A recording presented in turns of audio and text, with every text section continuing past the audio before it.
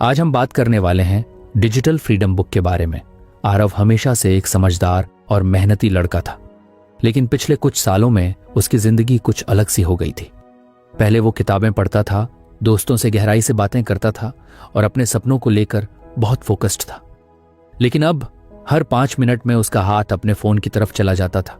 कभी इंस्टाग्राम खोलना, कभी व्हाट्सएप, कभी यूट्यूब और कभी बस ऐसे ही नोटिफिकेशन बार खींच कर देख लेना कि कुछ नया आया या नहीं। एक दिन उसने गौर किया कि वो सुबह उठते ही सबसे पहले फोन देखता है। नींद पूरी नहीं खुलती, लेकिन स्क्रीन पर दूसरों की जिंदगियां चलने लगती। कोई दोस्त मालदीव में घूम रहा था, कोई नया आईफोन खरीद चुका था और कोई अपने फिटनेस ट्रांसफॉर्मेशन दिखा रहा था। आरव के मन में हल्की जलन होती, एक बेचैनी कि शायद वो पीछे रह गया है। यही थी एफओएमओ, फियर ऑफ मिसिंग आउट। कुछ मिस करने का डर जो उसके अंदर धीरे धीरे घर कर चुका था। आरव ने सोचा, बस 5 मिनट इंस्टाग्राम देखता हूं, फिर काम शुरू करूंगा। लेकिन जब उसने घड़ी देखी तो 1.5 घंटा बीत चुका था। उसका माइंड थक गया था, ध्यान कहीं नहीं लग रहा था। लेकिन अजीब बात यह थी कि उसने असल में कुछ किया ही नहीं था, बस स्क्रीन पर उंगली चलती रही। यही है इन्फिनिट स्क्रॉल का जादू। सोशल मीडिया, गेम्स और वीडियो एप्स ऐसे बनाए गए हैं कि तुम उन्हें छोड़ ना सको। जब तुम स्क्रीन स्क्रॉल करते हो, तुम्हारा दिमाग हर बार कुछ नया देखने की उम्मीद करता है। कभी कोई मजेदार वीडियो, कभी कोई दिल छू लेने वाला पोस्ट, कभी कोई नया नोटिफिकेशन। हर बार दिमाग को थोड़ी सी डोपामिन मिलती है, वही केमिकल जो तुम्हें खुशी, उत्साह और एक्साइटमेंट देता है। समस्या यह है कि यह खुशी टिकती नहीं है। कुछ सेकंड बाद तुम्हारा दिमाग फिर उसी डोपामिन हिट के लिए तरसता है और तुम बिना सोचे समझे फिर से वही ऐप खोल लेते हो। आरव को भी यही होता था। वो सोचता, बस एक वीडियो और, लेकिन वो एक कभी एक नहीं रहता। 1 से 2, 2 से 20 हो जाते। दिन बीत जाता, लेकिन कुछ हासिल नहीं होता। फिर गिल्ट आता, आज भी कुछ प्रोडक्टिव नहीं किया, और अगले दिन वही साइकिल दोहराई जाती। एक दिन उसकी माँ ने कहा, आरव, तू हमेशा मोबाइल में घुसा रहता है, कभी अपने आप से भी बात किया कर। आरव को थोड़ा गुस्सा आया, लेकिन अंदर से वो जानता था कि माँ सच कह रही है। शाम को उसने खुद से सोचा, क्यों ना मैं एक दिन बिना मोबाइल के रहकर देखूं। पहले तो उसे लगा कि यह आसान होगा, लेकिन सुबह जब उसने फोन बंद रखा तो उसे बेचैनी होने लगी। ऐसा लग रहा था जैसे किसी ने उससे उसकी आजादी छीन ली हो।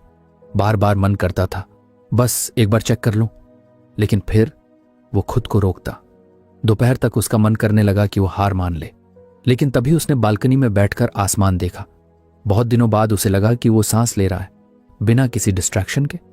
उसने चाय बनाई, बिना फोन के बैठा और सोचने लगा कि आखिर इतने सालों में वो कब इतना अधीर हो गया।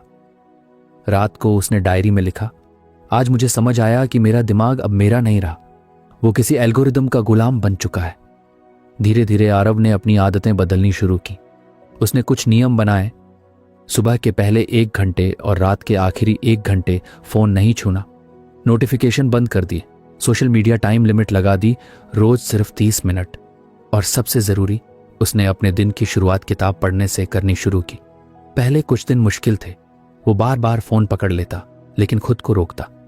धीरे धीरे उसने महसूस किया कि उसका ध्यान वापस लौटने लगा है। वो ज्यादा शांत महसूस करता था और काम में ज्यादा डूब जाता था। एक दिन उसके दोस्त ने कहा, भाई तू इतना शांत कैसे हो गया? पहले तो हर चीज पर रिएक्ट करता था। आरव मुस्कुराया, क्योंकि अब मैं खुद तय करता हूं कि मेरा ध्यान कहां जाएगा, कोई ऐप नहीं। उसके लिए यह छोटी बात नहीं थी। उसे अब समझ आया था कि टेक्नोलॉजी का असली जादू तब होता है जब तुम उसे कंट्रोल करो, न कि वो तुम्हें। वो समझ गया था कि हर ऐप, हर नोटिफिकेशन उसके दिमाग के लिए एक बेट है, एक ऐसा जाल जिसमें वो फंसता रहा था। इन ऐप्स के पीछे हजारों एक्सपर्ट्स बैठे हैं जो जानते हैं कि कैसे तुम्हारे अटेंशन को पकड़ना है, कैसे तुम्हें रुकने ना देना है। हर स्वाइप, हर लाइक, हर वाइब्रेशन तुम्हारे दिमाग में केमिकल ट्रिगर बनाता है। तुम सोचते हो कि तुम मजे के लिए स्क्रॉल कर रहे हो, पर असल में कोई और तुम्हारे टाइम और एनर्जी को कमा रहा होता है। आरव ने अब माइंडफुल टेक यूज सीख लिया था। अब वो जब भी फोन इस्तेमाल करता, पहले खुद से पूछता, मैं ये क्यों खोल रहा हूं? कोई जरूरत है या बस बोर्डम में? अगर बस बोर्डम होता तो वो टहलने निकल जाता या कोई गाना सुन लेता, लेकिन बिना स्क्रीन के। धीरे धीरे उसने अपने अंदर क्लैरिटी महसूस की। उसका माइंड अब शांत और फोकस था। एक दिन उसने खुद से कहा, पहले मैं सोचता था कि मैं फोन यूज कर रहा हूं, अब समझ आया वो मुझे यूज कर रहा था। अब आरव हर सुबह बिना फोन के शुरुआत करता, किताब, मेडिटेशन और अपने दिन की योजना के साथ। उसने देखा कि अब वो ज्यादा खुश है, ज्यादा प्रोडक्टिव है और रात में चैन से सोता है। उसने अपने दोस्तों से भी कहा, तुम्हें पता है आज की सबसे बड़ी आजादी क्या है? जब तुम अपने अटेंशन पर खुद का कंट्रोल रखो। अब वो सोशल मीडिया छोड़ नहीं चुका था, लेकिन उसने उसे अपनी शर्तों पर इस्तेमाल करना सीख लिया था। वो जानता था कि हर बार जब वो फोन उठाता है वो एक चॉइस बना रहा है, या तो वो अपने ध्यान का मालिक रहेगा या किसी एल्गोरिदम का खिलौना बनेगा। और उस दिन उसे एहसास हुआ। अगर आपको हमारी फ्री समरी अच्छी लगती है तो आप हमारे चैनल को सब्सक्राइब कर सकते हैं, हमारी मेंबरशिप खरीद सकते हैं या हमें यूपीआई के थ्रू सपोर्ट कर सकते हैं। अब समरी पर वापस चलते हैं कि डिजिटल फ्रीडम कोई ऐप डाउनलोड करने से नहीं आती, वो आती है अवेयरनेस से, ये जानने से कि तुम्हारा ध्यान कितना कीमती है। आरव की कहानी हम सब की कहानी है। हम सब किसी न किसी रूप में अटेंशन ट्रैप में फंसे हुए हैं। हर बीप, हर स्क्रॉल हमें थोड़ा थोड़ा कम इंसान बना रही है, क्योंकि हम अब प्रेजेंट में नहीं रहते। लेकिन जैसे आरव ने किया, अगर हम थोड़ा रुकें, समझें और अपने ध्यान को खुद दिशा दें, तो हम भी आज की सबसे बड़ी आजादी पा सकते हैं, अपनी मन की आजादी। आरव अब पहले जैसा नहीं रहा था। उसने समझ लिया था कि असली आजादी तब होती है जब तुम अपने ध्यान पर खुद का नियंत्रण रखो। लेकिन अब एक नई चुनौती सामने थी, समय का नियंत्रण। उसने भले ही फोन का इस्तेमाल कम कर दिया था, पर दिन अब भी बिखरा हुआ था। कभी काम के बीच में व्हाट्सएप चेक कर लेना, कभी दोस्तों के मैसेज का जवाब देते देते आधा घंटा उड़ जाना, और कभी यूट्यूब खोलना बस 5 मिनट के लिए, जो फिर 1 घंटे का ब्रेक बन जाता। एक दिन आरव अपने लैपटॉप के सामने बैठा था। उसे एक जरूरी प्रोजेक्ट पूरा करना था, लेकिन जैसे ही काम शुरू किया, फोन की स्क्रीन चमकी। Aarav, check out this trending reel, उसने खुद से कहा। बस एक बार देख लेता हूं, और फिर वही पुराना ट्रैप। आधा घंटा गया, ध्यान गायब और गिल्ट वापस। उसने सिर पकड़ लिया। अब बस ऐसा नहीं चलेगा। उसे अब समझ आ गया था कि ध्यान वापस पा लेना काफी नहीं, उसे अपने समय की रक्षा करनी होगी। अगर ध्यान मन का ईंधन है तो समय उसका इंजन है, और जब इंजन में लीक हो तो गाड़ी कितनी भी अच्छी क्यों ना हो, दूर नहीं जाती। उस रात आरव ने डायरी में लिखा, अब मुझे सिर्फ डिस्ट्रैक्शन से नहीं, अपने ही स्केड्यूल से आजादी चाहिए। मुझे अपने दिन के लिए एक डिजिटल बाउंड्री सिस्टम बनाना होगा। अगली सुबह उसने एक नया एक्सपेरिमेंट शुरू किया। सबसे पहले उसने अलार्म के लिए फोन इस्तेमाल करना बंद किया और एक सस्ता एनालॉग अलार्म क्लॉक खरीद लिया। अब सुबह उठते ही उसकी आंखें स्क्रीन पर नहीं जाती थीं। उसने अपने दिन की शुरुआत शांत तरीके से की, थोड़ी स्ट्रेचिंग, थोड़ा मेडिटेशन और फिर चाय के साथ सूरज को देखना। पहले ही दिन उसे फर्क महसूस हुआ। सुबह अब पहले जैसी हड़बड़ी वाली नहीं थी। वो सोचने लगा, मैं हर दिन सुबह सुबह दूसरों की दुनिया देखने क्यों भागता था, अब तो अपनी दुनिया संभालने में मजा आ रहा है। फिर उसने अगला कदम उठाया, फोकस्ड वर्क ब्लॉक्स। वो हर दिन अपने काम को छोटे हिस्सों में बांटता, 90 मिनट का एक डीप वर्क ब्लॉक, फिर 15 मिनट का ब्रेक। उस समय में कोई नोटिफिकेशन नहीं, कोई कॉल नहीं, सिर्फ काम। शुरुआत में मुश्किल थी। उसका मन बार बार कहता, बस एक बार इंस्टाग्राम चेक कर ले। लेकिन वो खुद को रोकता और अपने मन से कहता, तू बॉस नहीं है, मैं हूं। धीरे धीरे ये उसकी नई आदत बन गई। हर बार जब वो किसी काम को पूरे ध्यान से करता, उसे अंदर से एक शांति महसूस होती, जैसे उसने अपने समय पर जीत हासिल की हो। एक दिन उसके दोस्त समीर ने पूछा, भाई तू हर बार मेरे मैसेज का जवाब लेट क्यों देता है अब? आरव मुस्कुराया, क्योंकि अब मैं अपने टाइम का गेटकीपर बन गया हूं, हर चीज को बिना बुलाए अंदर नहीं आने देता। समीर हंस पड़ा। गेटकीपर मतलब क्या? आरव बोला, मतलब ये कि अब मेरा टाइम मेरा है। सोशल मीडिया, ईमेल, चैट सबकी अपनी जगह है, लेकिन वो मेरे दिन को डिसाइड नहीं करते। फिर उसने अपने डिजिटल बाउंड्रीज को और मजबूत बनाया। उसने एक नो स्क्रीन जोन बनाया। अपने बेडरूम में अब कोई गैजेट नहीं। रात को सोने से पहले वो 30 मिनट किताब पढ़ता या बस अपने दिन पर रिफ्लेक्शन करता। पहले उसे नींद नहीं आती थी, लेकिन अब नींद अपने आप आने लगी। वो समझ गया कि इंटेंशनल रेस्ट भी उतना ही जरूरी है जितना काम। पहले वो सोचता था कि आराम मतलब नेटफ्लिक्स देखना या रील्स स्क्रॉल करना, लेकिन अब उसे समझ आया कि वो आराम नहीं, स्टिम्युलेशन था। असली आराम तब होता है जब दिमाग को भी रुकने दिया जाए। एक आरववार को उसने खुद से एक बड़ा सवाल पूछा, क्या मैं सच में जी रहा हूं या बस ऑनलाइन रह रहा हूं? वो सवाल उसके दिल में उतर गया। उसने उस दिन तय किया कि आरववार पूरी तरह स्क्रीन फ्री डे होगा। कोई सोशल मीडिया नहीं, कोई यूट्यूब नहीं, कोई ईमेल्स नहीं। शुरुआत में मुश्किल थी, बार बार मन करता था कि कुछ चेक कर लूं, लेकिन फिर उसने खुद को रोक लिया। वो टहलने गया, पार्क में बच्चों को खेलते देखा, पुरानी किताबें पढ़ी और सबसे खास अपने पिता के साथ बैठकर चाय पी। वो बोले, बहुत दिनों बाद तेरे चेहरे पर सुकून देखा है बेटा। आरव के चेहरे पर मुस्कान आ गई, क्योंकि अब मैं सच में प्रेजेंट हूं पापा। धीरे धीरे आरव का डिजिटल बाउंड्री सिस्टम पक्का हो गया। उसका दिन अब स्ट्रक्चर्ड था। सुबह का 1 घंटा बिना स्क्रीन, काम के दौरान डीप वर्क ब्लॉक्स, दोपहर में माइंडफुल ब्रेक और रात में स्क्रीन फ्री वाइंडिंग डाउन। वो अब न सिर्फ ज्यादा प्रोडक्टिव था बल्कि ज्यादा शांत भी।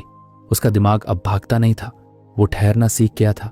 एक दिन ऑफिस में उसकी टीम ने देखा कि आरव हर मीटिंग में फोकस्ड रहता है, कोई डिस्ट्रैक्शन नहीं, हर डिसीजन साफ। उसका बॉस बोला, आरव तुमने ये कंसिस्टेंसी कैसे बनाई? आरव ने मुस्कुराते हुए कहा, मैंने अपने दिन के चारों ओर दीवारें बनाई हैं, डिजिटल दीवारें, जो मुझे बाहर की चीजों से नहीं बल्कि अंदर के शोर से बचाती हैं। अब वो अपने दोस्तों को भी यही सिखाने लगा। वो कहता, देखो टेक्नोलॉजी को बंद करना सोल्यूशन नहीं है, बस उसे सीमाओं में रखो। जैसे ट्रैफिक सिग्नल शहर को कैओस से बचाते हैं, वैसे ही बाउंड्रीज तुम्हारे समय को बचाती हैं। उसने एक छोटा सा मंत्रा बनाया, decide when, decide how, decide why. मतलब तय करो कि कब टेक्नोलॉजी इस्तेमाल करनी है, कैसे करनी है और क्यों करनी है। अगर इसका जवाब नहीं है तो शायद जरूरत भी नहीं है। आरव को अब समझ आया कि टाइम मैनेजमेंट का मतलब क्लॉक नहीं, कंट्रोल है। वो अपने दिन के मालिक बन चुका था। एक शाम वो बालकनी में बैठा था, हाथ में चाय का प्याला और सूरज डूब रहा था। फोन टेबल पर रखा था, लेकिन उसने उसे देखा भी नहीं। हवा में ठंडक थी, मन में शांति और चेहरे पर संतोष। वो सोचने लगा, कभी मैं अपने फोन के हिसाब से जीता था, अब मेरा फोन मेरे हिसाब से जीता है। रात को डायरी में उसने लिखा, मैंने अपना समय वापस पा लिया है। अब हर मिनट मेरे इरादे से चलता है, किसी नोटिफिकेशन से नहीं। आरव की ये कहानी सिर्फ उसकी नहीं है, हम सबकी है।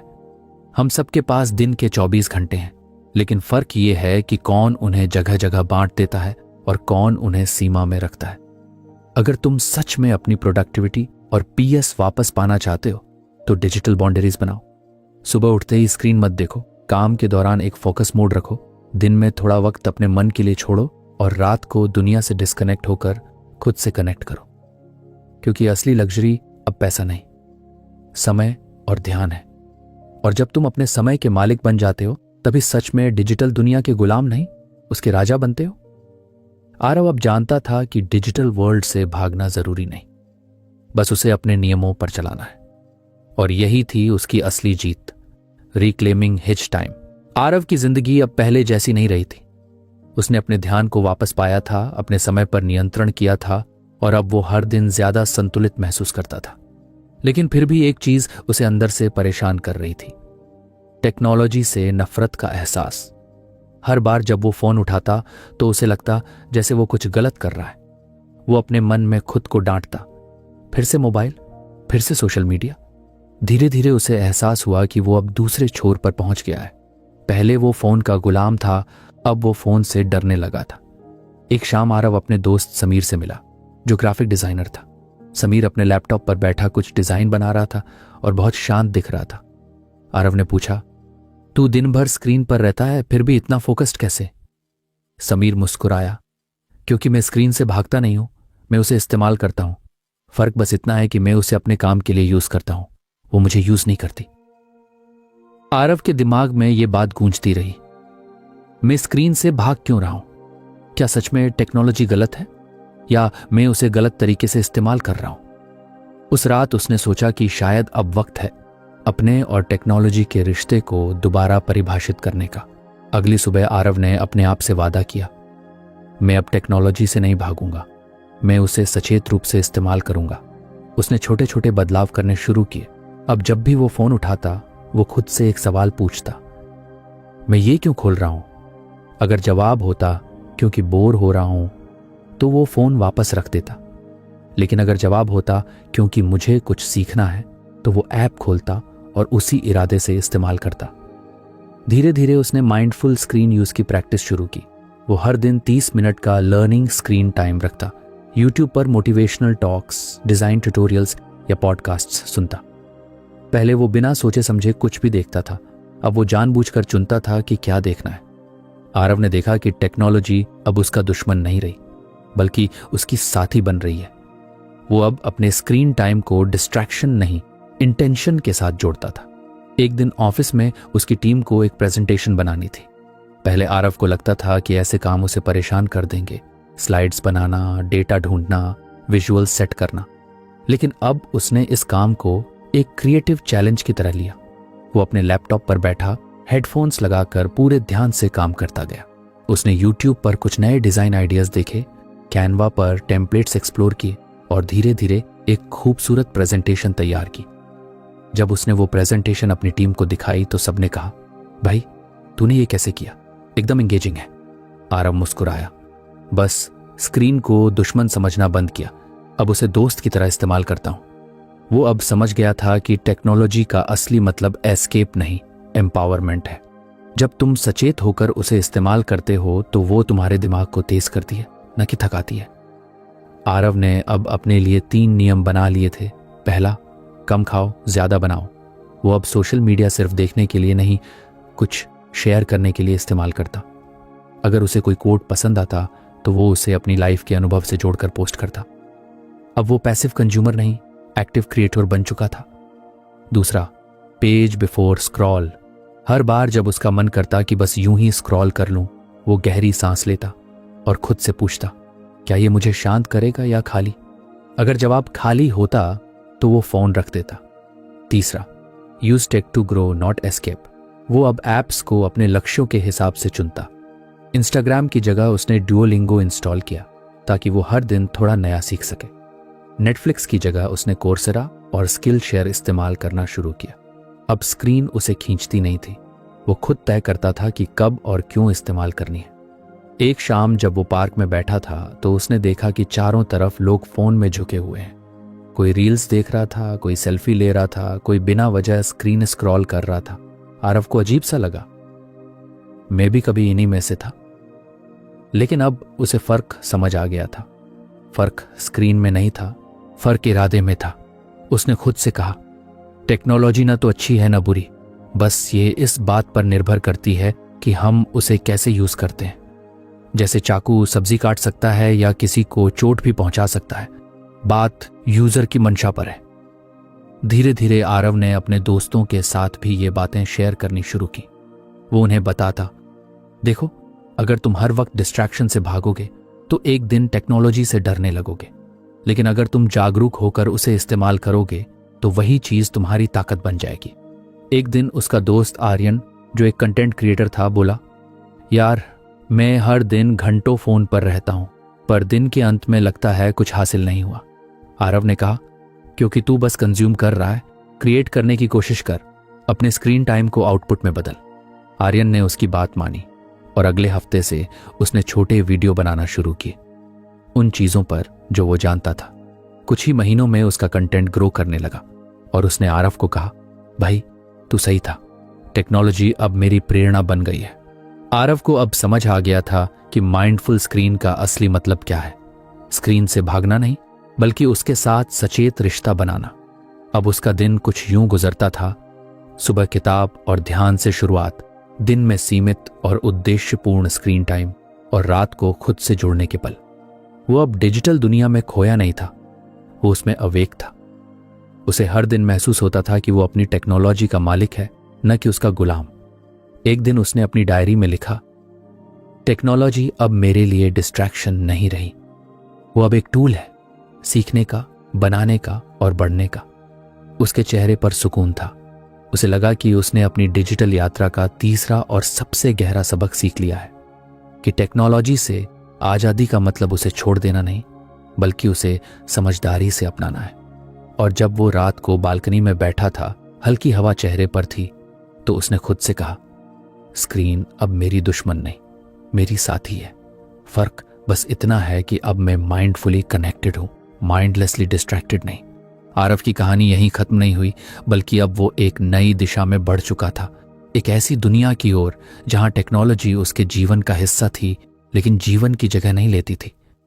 और यही असली कला थी, द माइंडफुल स्क्रीन, जहां स्क्रीन से नजर हटाकर नहीं बल्कि समझदारी से देखकर इंसान अपनी जिंदगी फिर से संभाल लेता है। आरव की जिंदगी अब शांत और संतुलित लगने लगी थी। उसने ध्यान पर काबू पा लिया था, अपने समय को सीमाओं में बांध लिया था और टेक्नोलॉजी के साथ एक नया रिश्ता बना लिया था, समझदारी और सचेतता का। लेकिन कुछ हफ्तों बाद उसे एक अजीब सी खालीपन महसूस होने लगी। वो काम में अच्छा कर रहा था, सीखने में रुचि रखता था और स्क्रीन से अब पहले जैसी दूरी भी नहीं थी। फिर भी अंदर कहीं कुछ अधूरा सा लग रहा था। एक आरववार की शाम वो अपनी बालकनी में बैठा था। सामने वाली छत पर कुछ बच्चे क्रिकेट खेल रहे थे, नीचे मोहल्ले के लोग बातें कर रहे थे और कहीं से हंसी की आवाज आ रही थी। आरव ने महसूस किया कि उसने बेहद दिनों से किसी से खुलकर बात नहीं की थी। वो खुद से बोला, मैं अब स्क्रीन से भागना छोड़ चुका हूं, लेकिन शायद इंसानों से दूर हो गया हूं। उसे याद आया कि पहले हर शुक्रवार को वो अपने दोस्तों के साथ चाय पीने जाता था। हंसी मजाक, बहस और कभी कभी हल्के फुल्के झगड़े, सब कुछ असली लगता था। लेकिन अब तो हर बातचीत सिर्फ व्हाट्सएप चैट या इंस्टाग्राम रील्स पर ही सीमित हो गई थी। लोगों से जुड़ने के बजाय मैं बस उनकी पोस्ट्स देखता हूं, उसने सोचा। उसी रात उसने अपने पुराने दोस्तों के ग्रुप में मैसेज किया, कल शाम को फुर्सत है किसी को, चलो कहीं बैठते हैं। कुछ देर तक कोई जवाब नहीं आया। फिर किसी ने लिखा, भाई ऑनलाइन कॉल कर लेते हैं ना। आरव ने मोबाइल नीचे रखा और मुस्कुराया। यही तो दिक्कत है। अगले दिन उसने तय किया कि चाहे जो हो वो अपने सबसे करीबी दोस्त समीर से आमने सामने मिलेगा। वो समीर के घर गया और दरवाजा खुलते ही बोला, भाई आज कोई स्क्रीन नहीं, बस तू, मैं और चाय। समीर पहले तो हंस पड़ा, फिर बोला, सही कहा, चल आज बस बातें करते हैं। दोनों छत पर बैठे बिना मोबाइल के। शुरुआत में थोड़ी अजीब सी चुप्पी थी, जैसे दोनों को अब आमने सामने बात करने की आदत ही न रही हो। फिर आरव ने कहा, याद है पहले हम 2 घंटे सिर्फ बेकार बातें करते थे और फिर भी वो वक्त कितना अच्छा लगता था। समीर ने सिर हिलाया, हाँ भाई, अब सब बातें बस टाइप में सिमट गई हैं। दिल में जो होता है वो भेजने से पहले एडिट हो जाता है। दोनों ने लंबी बातें की, काम, रिश्ते, जिंदगी और वो सब बातें जो चैट में कभी पूरी नहीं होती। जब आरव वापस घर लौटा तो उसे एहसास हुआ कि वो सच में कनेक्ट हुआ था। कोई इमोजी नहीं, कोई टाइपिंग बबल नहीं, बस इंसान से इंसान की बात। उस रात उसने डायरी में लिखा, आज समझ आया, असली कनेक्शन वाईफाई से नहीं, नजरों से होता है। आरव ने फैसला किया कि वो अपनी डिजिटल लाइफ में रियल ह्यूमन कनेक्शंस के लिए जगह बनाएगा। उसने छोटे छोटे बदलाव शुरू किए। अब जब वो किसी से मिलता तो मोबाइल टेबल पर उल्टा रख देता, परिवार के साथ खाना खाते समय फोन बिल्कुल दूर रखता और हर हफ्ते एक दिन नो सोशल मीडिया डे रखता, ताकि वो किसी से सच में मिल सके, सिर्फ वर्चुअली नहीं। शुरुआत में यह आसान नहीं था। कई बार दोस्तों से मिलने की प्लानिंग टल जाती क्योंकि सबके पास टाइम नहीं होता। लेकिन आरव अब दृढ़ था। उसने महसूस किया कि अगर हम इंसानों को टाइम नहीं देंगे तो एक दिन हमारी जिंदगी में सिर्फ स्क्रीन रह जाएगी और स्क्रीन हमें मुस्कुरा नहीं सकती।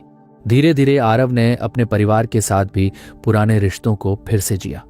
वो अब शाम को माँ के साथ टीवी देखने के बजाय किचन में बैठकर बात करता, पापा से रोज 10 मिनट के लिए किसी न किसी टॉपिक पर बहस करता, कभी राजनीति पर, कभी बचपन की कहानियों पर। और हर हफ्ते आरववार को वो अपने छोटे भतीजे के साथ पार्क जाता, उसके साथ खेलता, दौड़ता, बिना फोन के। एक दिन उसकी माँ बोली, आरव अब तू पहले जैसा लगने लगा है, मुस्कुराता है, बातें करता है और हंसता भी है। आरव ने हंसते हुए कहा, क्योंकि अब मैं लोगों से जुड़ रहा हूं, स्क्रीन से नहीं। धीरे धीरे उसने समझा कि डिजिटल ओवरलोड सिर्फ ध्यान नहीं चुराता, वो इंसान की मौजूदगी भी छीन लेता है। क्योंकि जब हम किसी से बात करते हुए फोन चेक करते हैं तो हमारा शरीर वहां होता है लेकिन मन कहीं और रिश्ते तब टूटते हैं जब हाजिरी तो होती है पर प्रेजेंस नहीं। एक दिन ऑफिस में उसकी टीम ने डिजिटल वीक चैलेंज रखा, जिसमें सबको 1 घंटे तक बिना फोन काम करना था। कई लोगों को अजीब लगा, लेकिन आरव के लिए ये आसान था। उसने अपनी टीम से कहा, असल कनेक्शन तब होता है जब हम एक दूसरे की आंखों में देखें, न कि नोटिफिकेशन में। सबने उसकी बात महसूस की। अब आरव न सिर्फ अपनी जिंदगी में बल्कि दूसरों को भी सिखाने लगा कि कैसे ऑनलाइन रिलीज बनाना जरूरी है। उसने अपने दोस्तों के साथ ऑनलाइन फ्राइडेज शुरू किए। हर शुक्रवार शाम सब मिलते, बिना स्क्रीन के, कभी पार्क में, कभी किसी छोटे कैफे में, कभी बस छत पर बैठकर बातें करते। पहले पहले सबको थोड़ी हिचक होती, लेकिन फिर उन्हें भी वो एहसास हुआ कि एक दूसरे की हंसी स्क्रीन से ज्यादा असली लगती है। आरव ने अब अपनी टेक्नोलॉजी और रिश्तों के बीच संतुलन बना लिया था। वो सोशल मीडिया पर अब भी था, लेकिन उसकी अपनी सीमाएं थीं। अगर कोई दोस्त महीनों से नहीं मिला तो वो उसे लाइक करने के बजाय मिलने का निमंत्रण भेजता। अगर किसी के जन्मदिन पर स्टोरी नहीं डाल सका तो वो कॉल करके दिल से हैप्पी बर्थडे बोलता। धीरे धीरे उसने पाया कि उसके रिश्ते गहरे हो रहे हैं, क्योंकि अब उनमें स्क्रॉल नहीं, सच्चाई थी। एक दिन वो समीर के साथ चाय पीते हुए बोला, यार कभी कभी लगता है हम सब इंटरनेट पर इतने कनेक्टेड हैं, फिर भी इतने अकेले क्यों हैं? समीर बोला, क्योंकि हम कनेक्शन को क्वांटिटी में गिनते हैं, क्वालिटी में नहीं। आरव ने सिर हिलाया। सही कहा, अब मुझे 100 फॉलोअर्स नहीं चाहिए, बस 5 सच्चे रिश्ते चाहिए। उस दिन दोनों ने अपने फोन बंद किए और लंबी देर तक बातें की, सपनों पर, डर पर और उस जिंदगी पर जो स्क्रीन के पीछे छूट गई थी। रात को आरव ने अपनी डायरी में लिखा, अब मैं समझ गया हूं कि असली कनेक्शन वहां नहीं जहां सीन लिखा हो, बल्कि वहां जहां तुम्हें सच में सुना जाए। अब आरव हर दिन कुछ मिनट अपने लिए भी निकालता था, बिना किसी गैजेट के। वो पार्क में बैठकर आसमान देखता, अपनी सांसों को महसूस करता और खुद से जुड़ने की कोशिश करता, क्योंकि उसे एहसास हो गया था कि अगर तुम खुद से डिस्कनेक्टेड हो तो कोई भी रिश्ता असली नहीं रह पाता। धीरे धीरे उसकी जिंदगी में एक नया संतुलन बना। टेक्नोलॉजी उसका साधन थी, लेकिन इंसान उसका आधार। वो जान गया था कि डिजिटल कनेक्शन कन्वीनियंस दे सकता है, लेकिन मौजूदगी नहीं दे सकता। और यही मौजूदगी, यही असली कनेक्शन हमारी आत्मा को छूती है। आरव अब वही पुराना नहीं रहा था जो स्क्रीन के पीछे छिपा रहता था। अब वो स्क्रीन के आगे भी मुस्कुराता था, क्योंकि उसने असली रिश्तों को फिर से जीना सीख लिया था। उस रात उसने आखिरी बार डायरी में लिखा, आज मैं ऑनलाइन नहीं हूं लेकिन सच में कनेक्टेड हूं, क्योंकि अब मैं सिर्फ नेटवर्क से नहीं, दिलों से जुड़ा हूं। और जब उसने लाइट बंद की तो उसे लगा जैसे उसके कमरे में एक नई रोशनी जल गई हो। वो रोशनी जो किसी स्क्रीन से नहीं बल्कि सच्चे रिश्तों से आती है। आरव अब अपने डिजिटल सफर में एक नए मोड़ पर था। कुछ महीनों पहले तक वो वही लड़का था जो सुबह उठते ही फोन उठाता था, दिन भर नोटिफिकेशनों में खोया रहता था और रात को स्क्रीन के सामने थक कर गिर पड़ता था। लेकिन अब उसके अंदर कुछ बदल चुका था। उसने अपनी डिजिटल सीमाएं बनाई, अपने समय को वापस पाया और धीरे धीरे तकनीक के साथ सजग रहना सीख लिया। पर अभी भी एक चीज बाकी थी, उसका डिजिटल माहौल।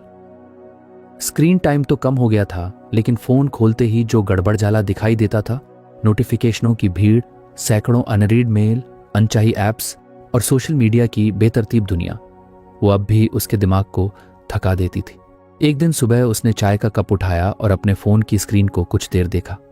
यार, ये फोन तो अब भी मेरा कमरा जैसा है, बस फर्क इतना कि ये बिखराव डिजिटल है।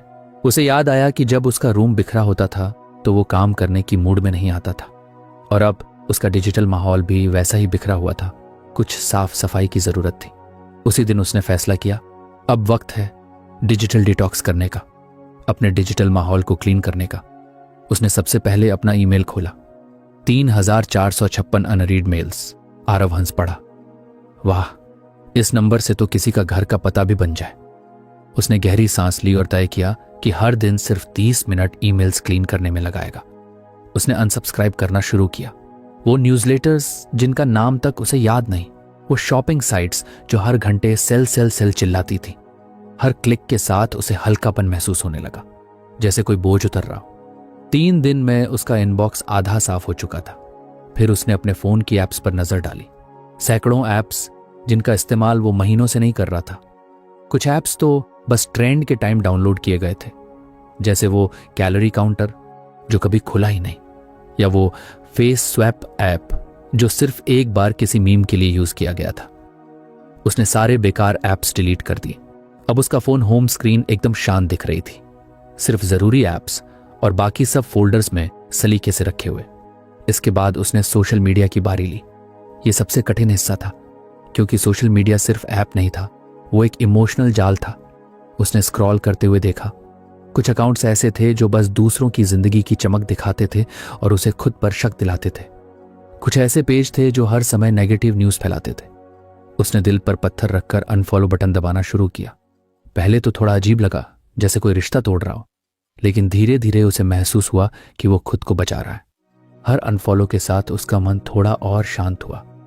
अब जब वो सोशल मीडिया खोलता तो वहां सिर्फ वही कंटेंट आता जो सच में उसे इंस्पायर करता था। किताबों के पेज, माइंडफुलनेस अकाउंट्स और कुछ करीबी दोस्तों की पोस्ट। धीरे धीरे उसका फीड भी वैसा बन गया जैसा वो खुद बनना चाहता था, शांत, सुलझा हुआ और अर्थपूर्ण। आरव ने फिर अपने लैपटॉप को देखा। डेस्कटॉप पर सैकड़ों फाइलें बिखरी हुई थी, पुराने प्रोजेक्ट्स, अधूरे नोट्स, डाउनलोड किए हुए स्क्रीनशॉट्स।